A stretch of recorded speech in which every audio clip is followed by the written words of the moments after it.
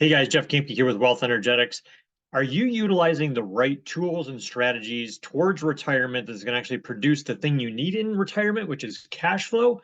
Or are you focused on what the middle class money gurus are trying to get you to do, which is accumulate the biggest pile of money thinking it will solve all of your problems?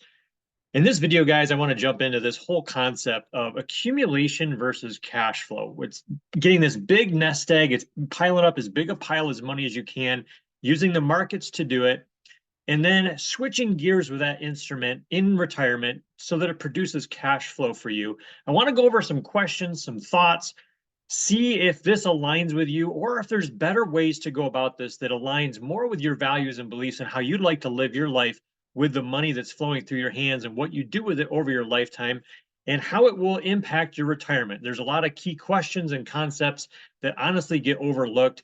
And we're just going to dive into a few things that I want you guys to think about. So this whole idea that, Dave Ramsey and a lot of these guys teach and gals too, obviously, about we're going through our working years, we're to set aside a certain percentage of our income into investment vehicles, which is usually mutual funds. 401ks are typically the go-tos for those.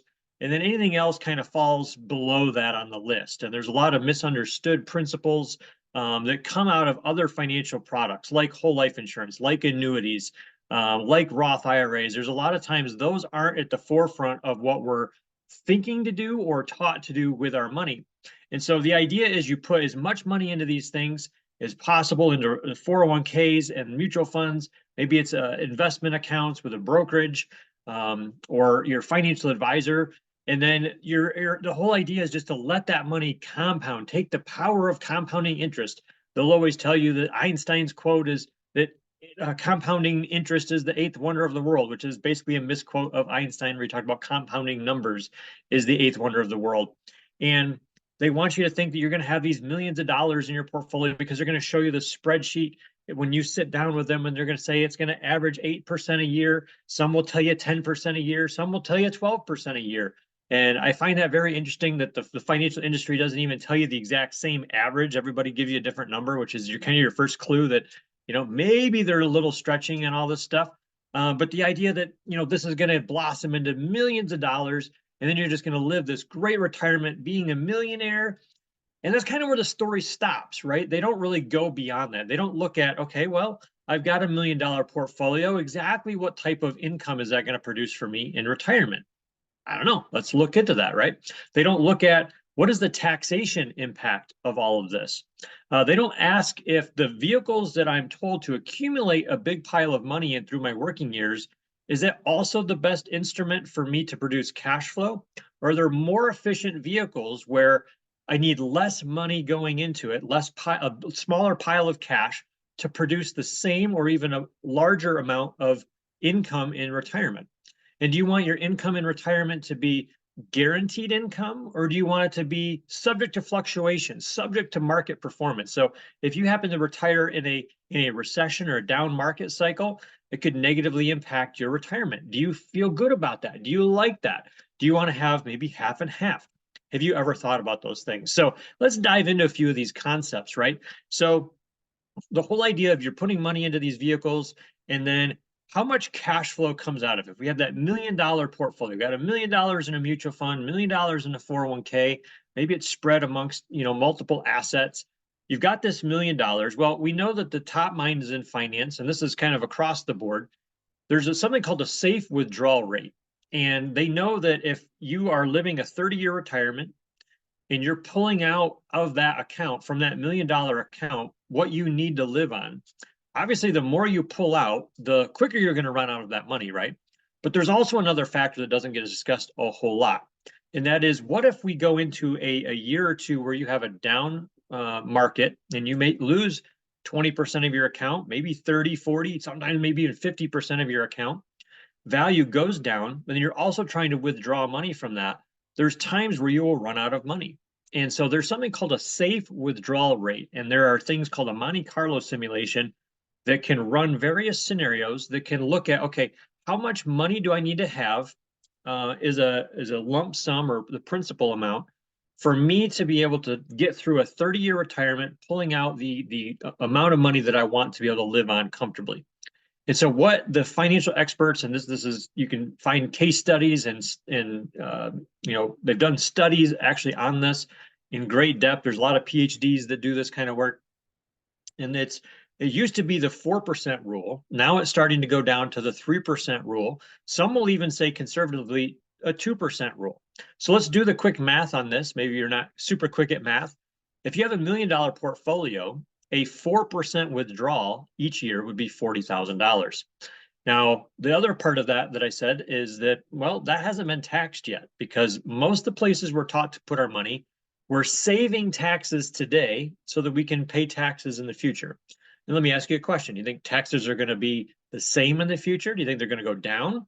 Or do you think they're probably going to go up? Well, the national debt, the amount of spending that our government loves to do, probably going to have to continue to increase taxes just to keep the government going, right? To keep programs and things going, we're going to have to increase taxes. So would you rather pay a smaller amount of taxes now or pay more later? Well, it's something that we don't get really asked. We don't really think about. We just are sold the idea that, well, you have to pay taxes today, you'll take them in retirement. And that can sometimes come back to bite us, because, well, if we got that $40,000 we're pulling out of our retirement account, well, after taxes, that might be $30,000. That might be $28,000, depending on your tax bracket at that time. So you're not living on as much as you think. Now, the people like Dave Ramsey want you to feel really good and confident and powerful about yourself and feel really good about yourself because you got $1 million portfolio. Well, there's a couple things with that. You don't really truly have $1 million portfolio, because if you went to get your $1 million, you could never get all $1 million. If you do it before 59 and a half in a, gosh, I'm blanking on that, a normal retirement account, 401k, gosh, there's a 10% penalty, right? And then if you are to withdraw that, there's obviously going to be the taxation, probably 30%, maybe even more than that. So you're truly only getting about 600,000 of your money out of that $1 million portfolio. Now, obviously that doesn't happen generally, but it's just a thought process of, I think I have all this money and it's truly not all yours. And I know those of you, if you're watching this, that are in financial, say, yes, Jeff, but using that argument is not anything that anybody's going to really ever do. They're going to be pulling it out every single year for cash flow, and the taxes are going to be much smaller on those little chunks. And I get what you're saying, and you are correct in that. But what we want to do is make sure people understand the instrument that they're using, and is it the best instrument to accomplish what they're going for? Because this is one of the big things that I've seen this even before I got into finance, that if you are a massive saver and you are diligent about your money, and you almost maybe take that to an extreme, and there's books out there that teach you to just live on rice and beans and peanut butter and jelly and tuna all through life and just scrimp and don't enjoy things so you can build millions of dollars for your retirement. And then you've built up 20, 30, 40 years of habits, ingrained subconscious patterns, thought, ways of thinking about money, ways of acting, ways of feeling about money, and what you do with it. You've built that up. Those are deeply ingrained patterns. And then all of a sudden in retirement, you're supposed to turn that off and go over here and turn the spending on and living lavishly because I've got millions of dollars. And let me tell you what, that does not happen. People don't make that sudden lifestyle shift after they're in their 60s, right? It doesn't work that way. So usually the people that have gone through most of their working years tight-fisted, not enjoying their money, not spending their money, not practicing for cash flow. They've been practicing for hoarding their money so it can grow. That is the dominant pattern that continues into the retirement years, to where that's what they duplicate then. They continue to pinch pennies and scrimp and scrape and delay and put off the things that they would probably still want to do, because that's the pattern that they're in, and they never enjoy their money. So that may resonate with you. Very well could. If you love that idea and that feels really good to you, do that. What I find is a lot of people would like to learn another thought process around it, and diversifying your portfolio. It's okay to grow money. I'm not suggesting you don't grow money. What I'm suggesting is you utilize other financial instruments that can complement the gaps and the negative aspects to the 401ks and the market performance-based products when there's downturns. And when you use whole life insurance, when you use things like annuities, those are proven to amplify what you're doing over here. Because let me give you an example. If you're pulling money out of your 401k in retirement and we go through a down year in retirement, and maybe the stock market goes down 30%, and you don't want to withdraw out of that account that year, you don't have to. You could pull it from, maybe take a loan against your cash value of your life insurance policy. You could do actually a withdrawal from that. There's different strategies around either way of doing that. But that is a possibility to do that. And what that does is that allows you to not double dip out of your 401k. It goes down because of market performance, but if you're trying to withdraw money that year as well, it's going to go down even more. So you can at least lessen the losses in your 401k by pulling money from another source. And that other source happens to be tax-free, so it doesn't impact your taxes that year. That money happens to be growing at a guaranteed rate. So there's powerful things there. It could be used for other things. And it's just a buffer that allows us to work through the challenges that come from economic downturns. And it allows your portfolio balance over here that's dependent on the market to go back up quicker because we're not withdrawing from that. So that can be a powerful thing to take into consideration when you're thinking about, where you're doing this. So another thing is looking at, do you want the income that you're producing from retirement to be all from speculative investing where it's based on market performance, or do you want some of your income to come from guaranteed or fixed sources? I think a lot of experts recommend it's good to have some of both. It's fine to have money in the market. It's also good to have money that's safe, that's predictable.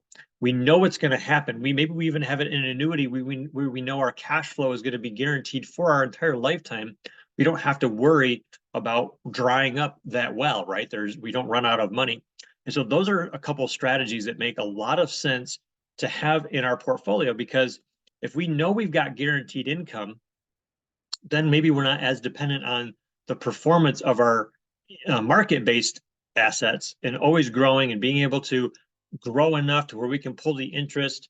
Those are some powerful things. And one of the last things I want to touch on here is the power of utilizing a different instrument. And I know with whole life insurance, for instance, you need about 75% of the principal of an account tied to market performance to give you the same cash flow in retirement.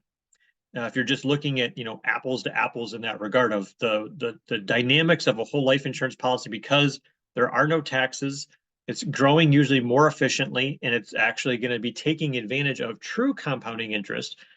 Your market-based performance products aren't going to be growing. Yes, you can get compounding, but anytime there's a correction in the market and you're losing money, that interrupts the compounding. And that's what most gurus don't talk about. It's just basic math that if you are growing, and then you have a year that you lose 10% or 20% or 30%, it usually takes 2 or 3 years, and sometimes even longer than that. Sometimes in the history of the markets, it takes 10 years for the market to come back to where it was before the downturn, right? And to start growing again. Well, that's an opportunity cost. What could your money have grown in that valley, that downturn, as it's trying to come back up to where it was? Could your money be growing better in other places? And so, there's this whole idea during that dip, you're still contributing to those funds and doing a process called dollar cost averaging, which means you're buying more shares at a lesser price so that when it goes up, you're obviously going to be further ahead. And there's merit in that. That's absolutely true.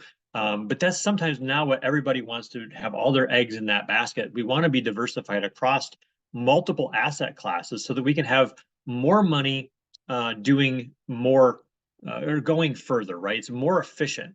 And so having a diversified plan with that, that's some things that we can look at and help you with. We work with a lot of clients at the retirement stage, whether it's pre-retirement or inter-retirement, figuring out where can we make the money that you've already got be more efficient for you, give you more certainty, give you more guarantees as you talk about the retirement income stage.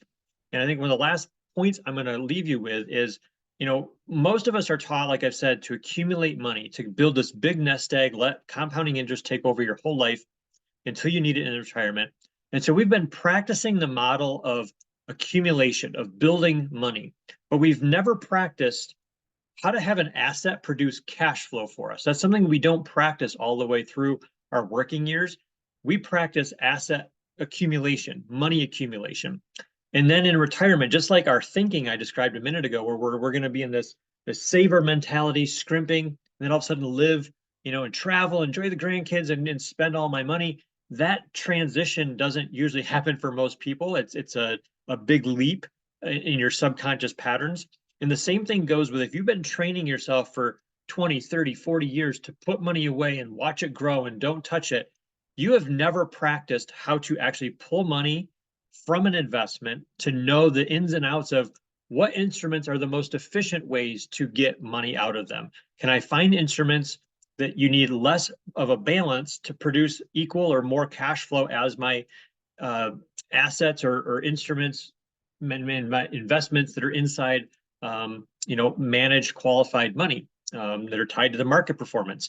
And so those are some things that we can help you look at and figure out what ways does it make sense to have a portion of your money allocated to where you need less of a balance to produce equal or more cash flow and maybe avoid some taxation and be able to have instruments where you can be practicing cash flow. And for some of you that are entrepreneurial, you might want to start thinking about, real estate investing and some of those other things that are assets that produce cash flow. Maybe it's your business, things that you can scale. There's a lot of things right out there that you can do that with, but be thinking along the lines of what can I be doing right here, no matter where you're at in the stages of life and whether you're close to retirement or not, but be thinking about, does it resonate with me to be practicing how to do cash flow so that when I get to retirement, it's not this brand new skill set that I've never thought of. I don't know anything about it. I don't know the best ways to go about it. I'm just taking my advisor's word for it, or I'm just taking Dave Ramsey's word for it.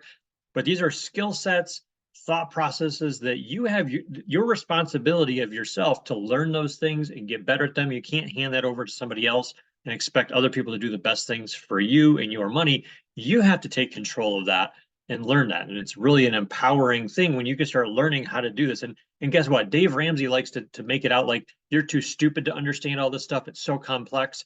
At the end of the day, you're more empowered when you know what your money's doing and what options you have and which ones align with you. That's an empowering place to be where you know that that's, the direction you want to go. That's where you want your money to grow. Maybe you love it in real estate and you don't want it to be in the market, or maybe you don't like whole life insurance and you want it to be in your business. Like there's options, but when you don't do that inner work, that self-reflection and figure out who you are, what you want, what you align with your money, you're at a disempowered place, not an empowered place when it comes to money. And we want you to be empowered. We want you to have the knowledge, to have the education, so that you know what the right thing to do with your money is. And then we can help you put that plan into place through our team. I have a great team behind me at Life 180, and we can help you on all facets of anything when it comes to money and building a plan that fits your values and beliefs around money so that you're living the retirement that you want, having the cash flow that you want, having the right percentages of that money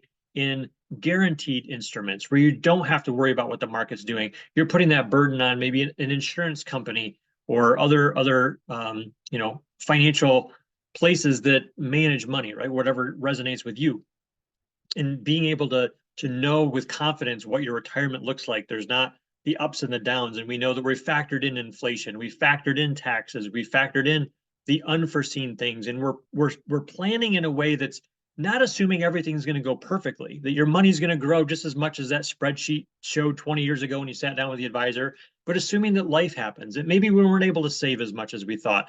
And maybe inflation grew more than we thought it would. I mean, look at the last 4 years, guys. I'm taping this in 2024. The last 4 years, we've had rampant inflation, and food is costing so much more, and vehicles are costing so much more. I've been reading comments and comment sections on Facebook around like Dave Ramsey posts where people are just talking about how their insurance costs continue to skyrocket. It's getting really hard to afford basic insurances. So people are having that happen. So, be thinking of those things and having us help you plan for those things so that you have a plan in place that is going to protect you if the worst case happens, is going to hopefully grow your money in a way that resonates with you, but do it in a way that is going to be in line with your goals and beliefs for retirement, so that you're having the cash flow that you want to live the kind of lifestyle that you want, to be able to travel, to be able to, have the type of environment that you want to be in, maybe have a second home in Florida or Arizona or whatever all that looks like.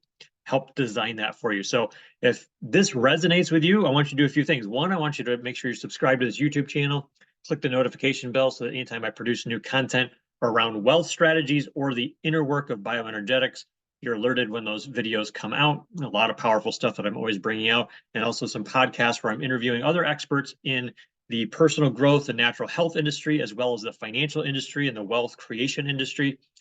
Bring you lots of great content there. But then if you want to talk further about your specific strategies as it comes to retirement or just growing money, and just figure out, let's look at some options. Let's help educate you on what you can do, what makes sense for you, what options are available for you, and how we can help you be more efficient with the money that's already flowing through your hands, and maybe the money that you've already been putting away. Just let's get another set of eyes on it so that we can look at the overall strategy and see if it's going to help you get to where you want to get to. And if it's not, let's make some changes. Let's put some things in place to help you get there so you can feel empowered and in control and confident about what you're doing financially with your life and with the goals that you have. So thanks for watching, guys, and we'll talk to you guys real soon. And again, there's links in the description. If you want to reach out and connect with me, you can schedule a call with us. Be happy to hop on a call and just give you some education, answer some questions, and see what we can help you do. So take care, guys, and we'll talk to you real soon. Bye-bye.